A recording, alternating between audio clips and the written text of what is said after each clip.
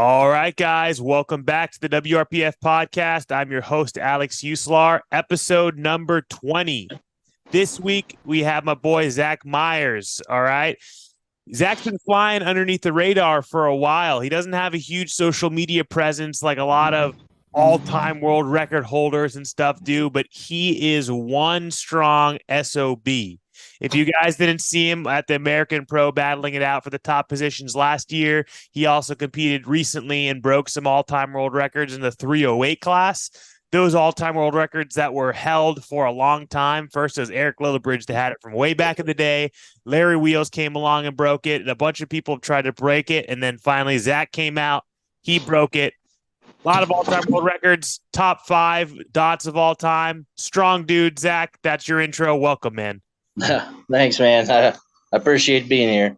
Absolutely, man. So the way that I like to format these, that we just want to get to know you, get to know your lifting history, what led you to powerlifting. I bet you were playing football or something along those lines before then, because like all my guests, I always have the open powerlifting history open so we can kind of talk about the beginning and work our way to present day. And from your first competition, you were already strong as shit. So what were you doing before powerlifting, man? Truthfully, I wrestled and played football and baseball all throughout high school, except for wrestling. I only wrestled my senior year because I tore my ACL in high school. So that kind of brought me back. But, just got into lifting like 8th grade. I was 13, started lifting, I mean, I've always been kind of strong because I've been lifting, working on a farm and stuff. But Where are you from? Western Maryland. Okay. Yeah, it's kind of middle of nowhere, Garrett County, but it's just kind of small farm town.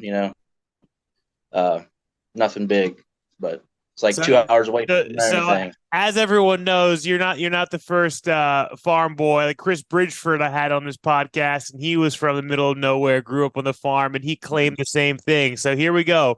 We're 2 for 2 for farm boys, saying that it's just damn farm boy strength is a real thing, huh?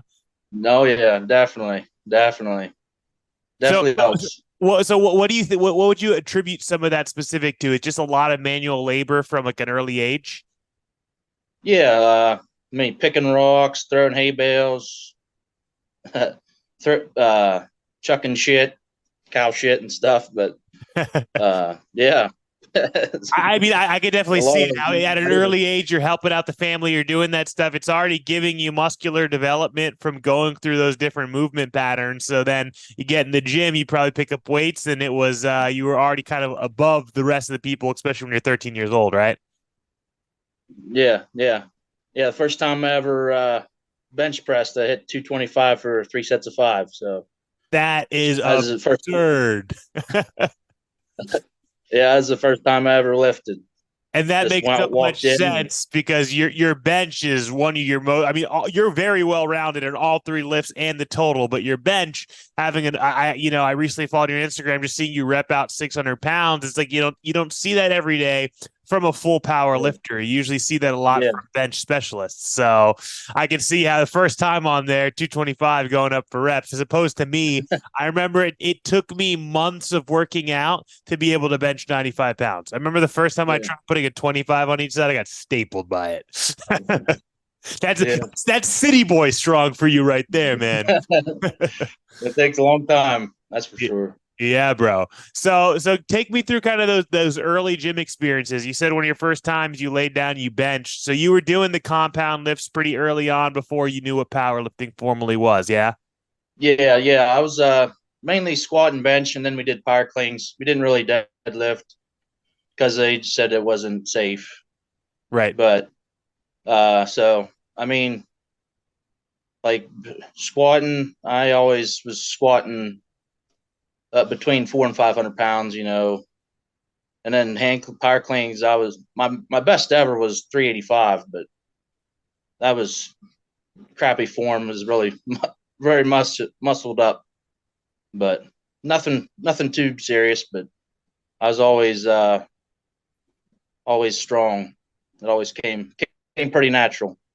So all throughout surprisingly. high school, then obviously the weight room, it's a secondary thing. It's part of all those sports. You're hitting the weights, but hitting them like shit, right? So at what Yeah. point did you start actually finding out about powerlifting formally?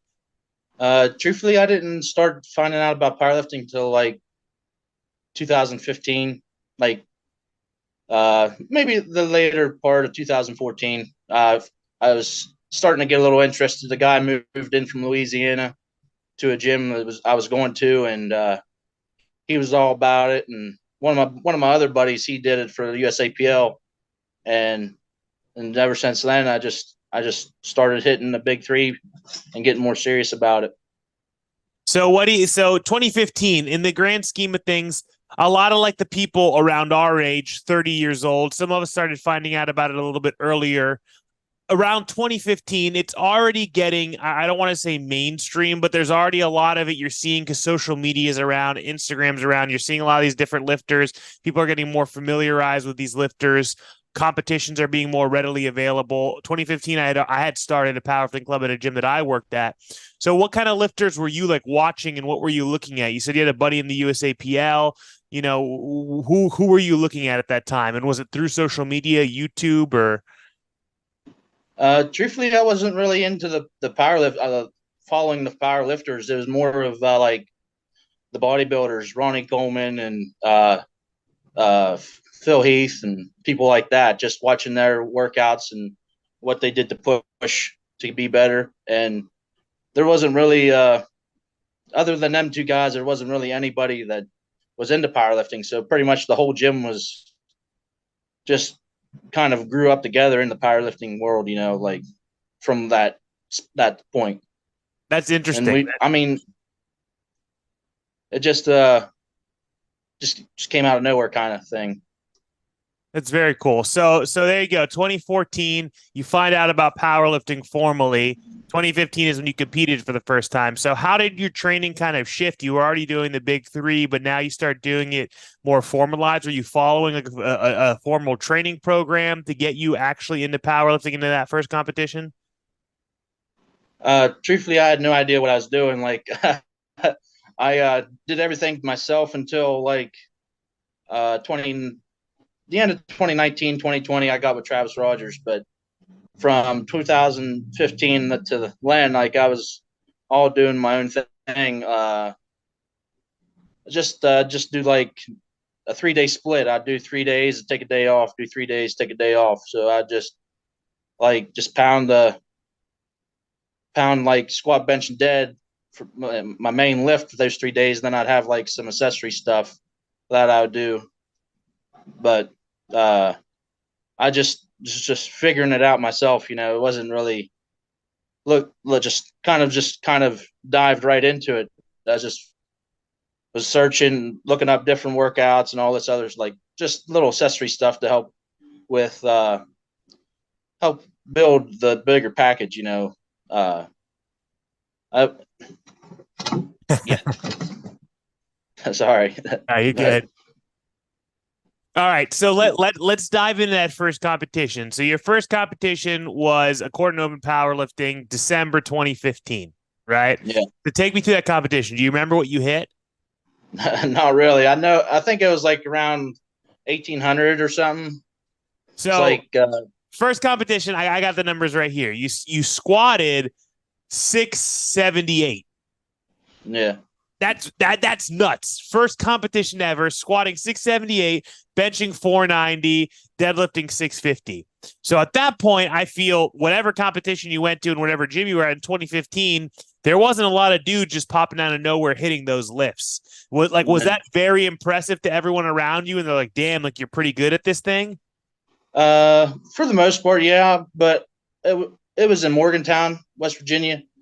Uh, there was two guys that were like, you could tell they've been lifting for a long time. They was very developed and they was pretty strong. I think the one guy totaled like around 2200, and then the other guy was pretty close to the same. But other than that, like everybody else was just they was really surprised by. Well, the people at the meet was surprised about how much weight I could do and uh, just how just nobody else was really doing that kind of thing. So Especially at that was 21, way, right? You were a young buck also. yeah, yeah. I was like 20, 23, 22, something like that. Yeah. So then fast forward, your next competition was in May of 2016, and you go on to squat 750, I think, 740, 750. You bench Yeah. 572, deadlift 720, 730. So huge leaps and bounds. At what point, going knowing this is already your second powerlifting competition? Now, granted, your first you'd already seen some big heavy hitters, totaling 2,200. At this point, where you're like, man, like I can actually be really, really good at this. And at this point, were any bigger names on your radar that you wanted to beat? No, like I was still pretty new, so like I just was in my own world kind of thing, like just trying to be better than my old self kind of thing. It wasn't really. I think all I had was Facebook, and it wasn't really powerlifted oriented, I guess you could say. Right. No, So it no, for wasn't. sure. I think I didn't get Instagram until 2018, 2017, sometime in there. Like it's just trying to beat myself kind of thing. Dude, I love that, man. And that's something that's very unique. You don't hear that story, especially for most elite level lifters or most people in general, because we're in a world that's so ruled by social media and so social media heavy. But like, I think that gave you such a good, fantastic foundation. And I'm sure as we continue hearing your story, it trickles into what it is today, where, you're less concerned about everyone else, what everyone else is doing, and you're just trying to improve. And it's obviously working based on Yeah, your competition history. yeah, Very yeah. cool. It's definitely been a long journey to get to where I am. I mean, it's definitely nowhere near to be done, but I just can't wait to see what happens here in a couple weeks. Hell yeah, man. Well, and we'll get into the American Pro in a little. So at what point, look at this history, you were competing rather consistently, 2 times a year, 3 times a year, whatever it was. At what point were you becoming aware of actual records and you potentially being able to make strides towards those? Uh, I'd have to say it's probably around 2019. I think that was the first nationals I did. It was in Columbus, Ohio. Uh, that was my biggest meet. Uh, my first biggest meet, I guess you could say, and I qualified to go to Worlds for the USPA, and that was like the the biggest eye opener, I guess you could say, for me, setting records and um, getting. I guess you could say I dived even deeper into powerlifting from then. Yeah, Just because then looking at that, you went from nationals, then you went to that World Championships in Germany for the USPA, and then you made your debut at your first pro powerlifting meet, as we call it, right? Which was the yeah, showdown in 2020, which got moved from yeah, Buffalo to Kansas City, right? yeah, So yeah, so kind of take me through that because then that's the big change. You go from competing with yourself, you go to a national meet, and nationals for a lot of federations historically, that's not the USAPL. It's like there's really not a lot of competition there. There's not weight class battles. There's not really elite level lifters since 2016 or so. I've been going to powerlifting competitions since 2013, but 2016, 2017, when I started working for Hybrid, worked for Steffi Cohen, it's like a lot of the big level lifters were going to the US Opens, the Boss of Bosses, these different meets. So when you go to a nationals, you don't really see those. But then yeah, I'm guessing at that point is when you got your first invite because again, people didn't really know about you because you weren't competing at these other meets, yeah, to the showdown meet, right? yeah.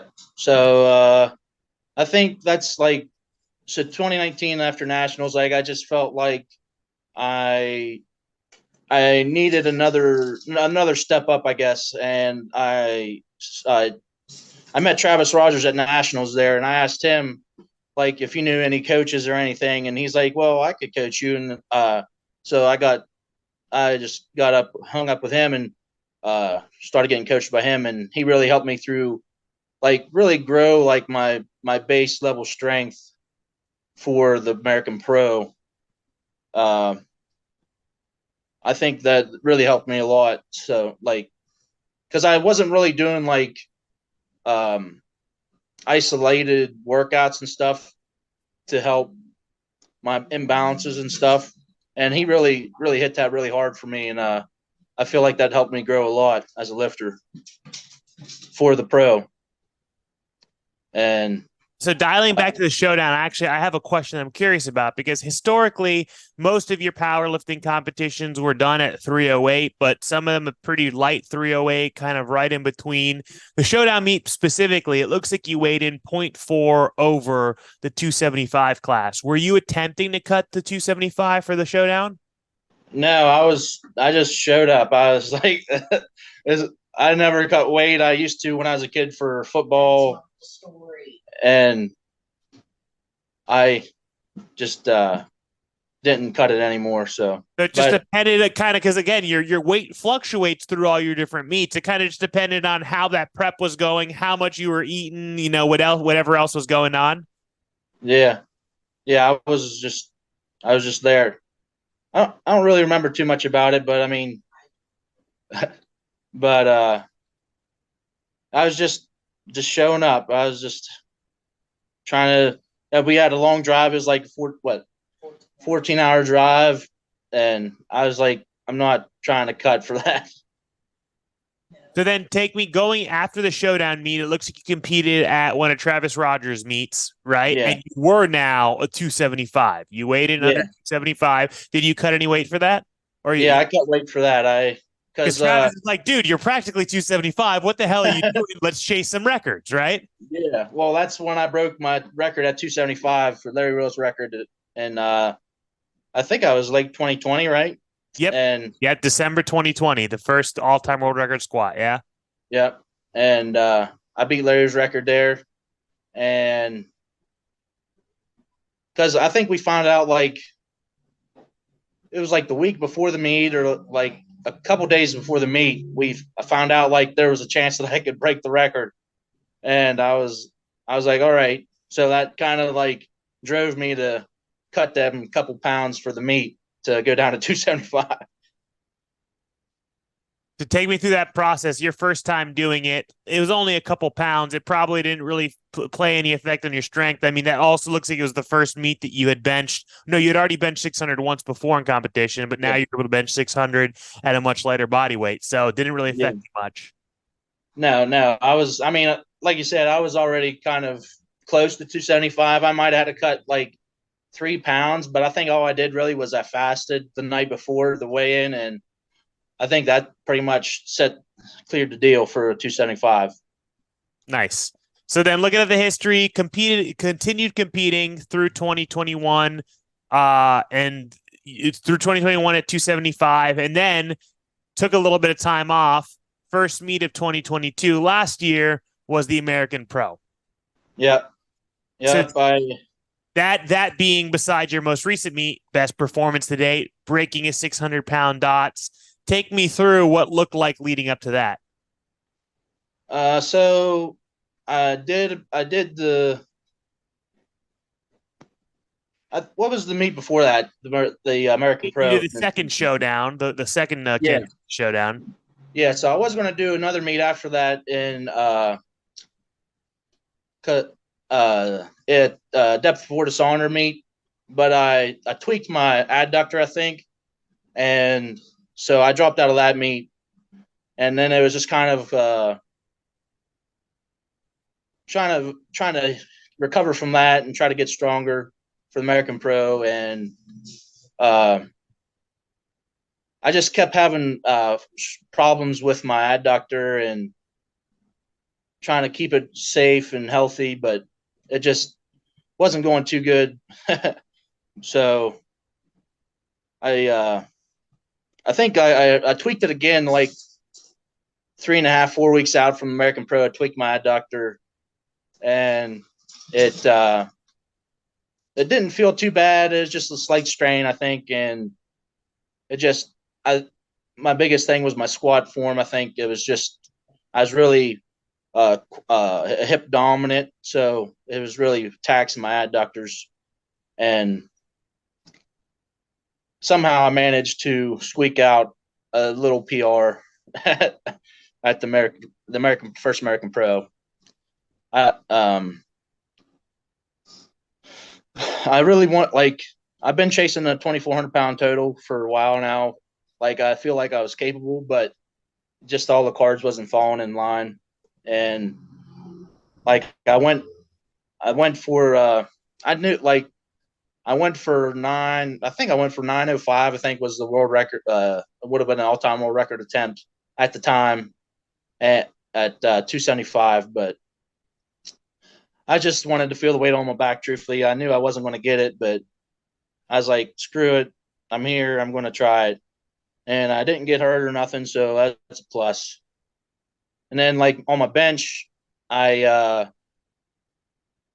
I was benching pretty good. Like I felt like I could have done more on my bench, but because I think I was going to go for like 628 or 634.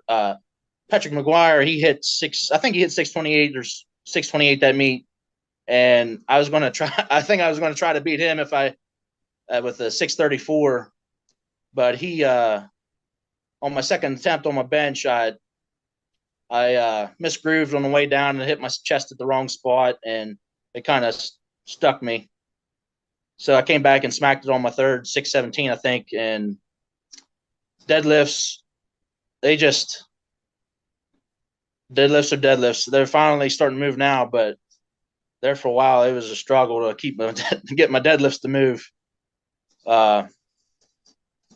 So But looking at attempt selection, like I mentioned before we started pressing record, did you have someone handling you at that meet, or were you doing your own thing? I was doing my own thing. I mean, Travis was there, but I mean, I usually pick my own numbers just because I just I don't go to a meet not to be better. Don't matter, be better than I used to be. So like, I don't matter if I fail a lift. It doesn't matter to me if I fail a lift. I'm always going to at least try it. And if I fail, I fail. If I get it, then that's even better.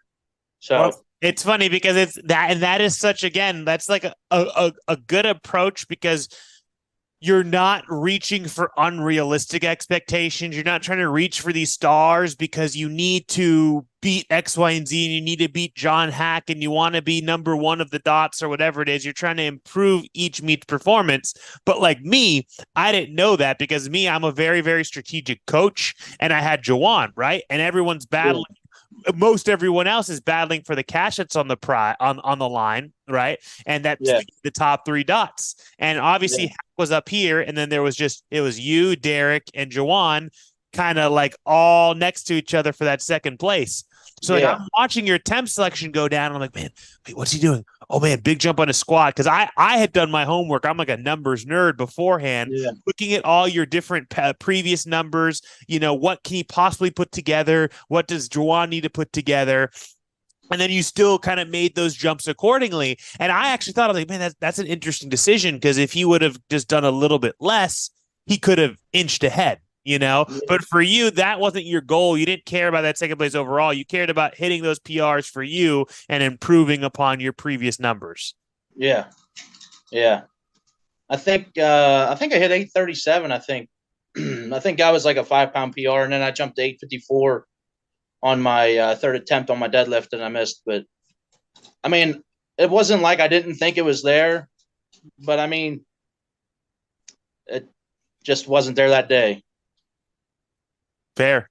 Fair. So then going into that was 275. Then most recently, right after a bit of time off of competing, almost a year off, you hopped in and were able to break the all-time world record total that had been sitting there for a while, right? Yeah, So and you were, I believe, you now coached by Michael Greeno, right? yeah, yes. So take me through that. Where you, I mean, obviously you had the American Pro in your calendar. That was the plan. And then did Michael just say, "Hey, why don't we go jump in, take this 308 record while we're at it"?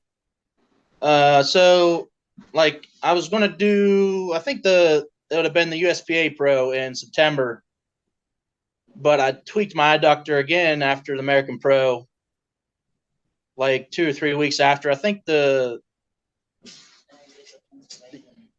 oh yeah, yeah, yeah. I did the SummerSlam, and I did that.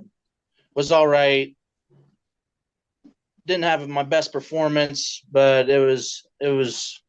I won the meet, but it was an all right performance for myself. And then I tweaked my adductor again after that, and I was going to do the USPA Pro, but I tweaked my adductor,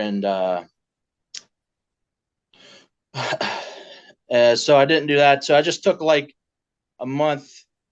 I told Travis, I was like, I don't know what I'm going to do. I'm just going to take a little time off, try to recover, try to strengthen my adductors, because I just was afraid of tearing them, because I felt like any more strains and it was going to break. So I went to my PT, Nick Kyle. He really helped me out and he helped me fix my squat form. So now, like, I'm more of a quad dominant squatter now, I think.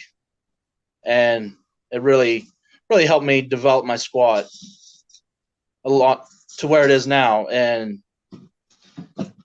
then, so after I took a little time off from fixing my squat and stuff, I got with Greeno, and he's really been helping me rehab my some of my bad habits, with like just more of being more mindful of my imbalances that I have. And we've been working on that. And then we jumped into this meet. I was going to do Micah Marino's meet in May, I think, but we just didn't have the cash. So we did Travis's meet because it was pretty close. It was fairly close. It was drivable. And I mean, the same thing. Like, I mean, I knew that I had like it was possible for the record, but it wasn't until like 3 weeks out, maybe from meet, where I was like, there's a very good possibility I could break this record. And Greeno agreed that we could do it. So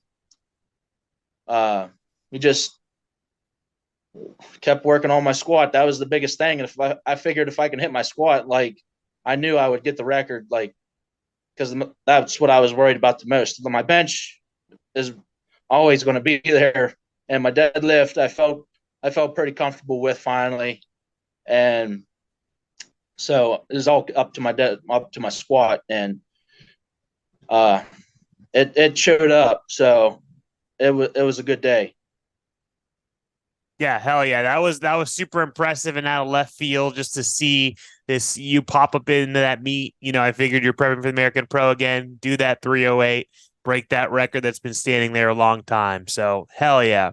So looking forward now, obviously, like we said, a couple weeks away from the American Pro. So let's dive into what some of your goals going in the American Pro, whatever you feel comfortable sharing. I'm assuming you're doing it at 275, yeah? Yeah, going in 275. We're going to hopefully shooting for around 920, 925, somewhere in there on squat. 634 I want at least 634 on my bench, but I mean, my goal would be around 655. I attempted 645 my last meet, and as soon as I got the lift off, my shoulder popped. So I was like, I immediately re-racked it as soon as I got the lift off, and I just called it, because I was like, I didn't want to force nothing and tear my pec or something. What's the heaviest? Because I mean, like I said, recently I saw you like repping 600. What's your heaviest bench you've hit in training? Training, I think I hit 625 ish, 625, I think, for my past prep for the meet in Travis's gym. And then you went on to bench 628 and attempt the 645. Yeah. Very nice. Yeah. Oh yeah. So yeah, 634 to 655 on my bench. And then deadlift, I think I'm going to surprise a lot of people. because like my deadlift has been booming lately, and I think realistically, I think I'm pushing between 860 and 400 keys. I think for the meet. So my overall goal, I want to break 2400, but I think it's going to be mid 24s to upper 2400s for my total, I think. Hell yeah. And knowing that Michael Greeno is by your side, he is a smart man. He's a strategic man. So I know he's going to be helping you with the attempt selection. We're going to see some good attempt selection to help build the total. But also with those numbers, you're going to be coming in with, a very, very high dots. And that's what's also cool to see, me coaching one of the competitor, the high level competitors, Jawan, who's, a favorite. Seeing Derek, seeing what all these other guys coming in, their entry dots all above 600, and all of them looking to better improve those numbers with breaking world records they've been wanting to break and breaking PRs that they've been wanting to break. It's gonna be very fun to see. And what's very cool, which wasn't the case last year, was all you guys are gonna all be in the same flight. Like I had that disadvantage where Jawan was in the flight before you, so I couldn't necessarily load like the deadlifts that he needed to kind of push beyond your deadlift or whatever it is. So now where the money comes into play, there can be more strategy and stuff like that as well. Because I mean, at the end of the day, who doesn't want to go home with some money also, right? Yeah, definitely. So I bet Greeno's going to be there helping make sure that you're in that contention. And like what I said last week's episode, I had Grigsby, because Grigsby is a huge contender for that too, and a huge contender to go for that 2400, and a huge contender to have a 615, 620 dots like you all are. And that's where it's just going to come to the strategy of, what's going to be loaded. Because if you want to make a couple grand, or you just trying to hit a PR, Yeah, for sure. I mean, it's definitely going to be fun. There's a lot of strong guys going to be there, so it's going to be something to watch. That's for sure. Hell yeah. So looking beyond the American Pro, what are some longer term goals as far as competing, records, whatever that may be? My lifetime goal has always been like a 3,000 pound total. So I'm going to go single ply eventually when I get around a more of a powerlifting community. I think we have some plans on moving, so we'll see what happens where we end up. But yeah, that's my lifetime goal is I want a 3,000 pound total single ply. Do you think we would before that see you raw with wraps? Yeah, most likely it'll probably be kind of a small, slow, gradual getting into single ply and wraps and stuff like that. I have tried wraps before, but I almost tore my calf, so I said I'm fine for a while. Fair. Yeah, you got to stay healthy, and it's like you're making progress in sleeves right now. So why not keep pushing and reaching for those different goals before you set some new ones, right? Yeah, definitely. I mean, I'm pretty sure Greeno has a background in single ply and stuff also. So yeah, not a bad person to have in your corner when it comes to that. So that's cool. Definitely. Something else that I ask a lot of people about is like different rivalries. And what's really cool to me is I know part of that is answered because, like I just said, your direct competition as far as weight class competition for the American Pro is Grigsby. And he was telling me on the last episode how you guys train together, you guys are buddies, you guys see each other, as opposed to like some other weight classes, people that are clashing and they hate each other. And I think that's very, very cool to see. Yeah. Dan is a very good friend. He's helped me on. He gives me some deadlift tips every once in a while, and just some like little things. And I try to help him with his bench sometimes. So we're trying to better each other. That's the way it's got to be, man, and that's the way it should be. I love it. Yeah, definitely. Hell yeah! What would you say your proudest achievement in powerlifting is to date? I really don't know. I'm pretty nonchalant, so I mean, it does like I I'd have to say I probably my last meet the 308. I took the 308 total. I'd probably be my favorite probably.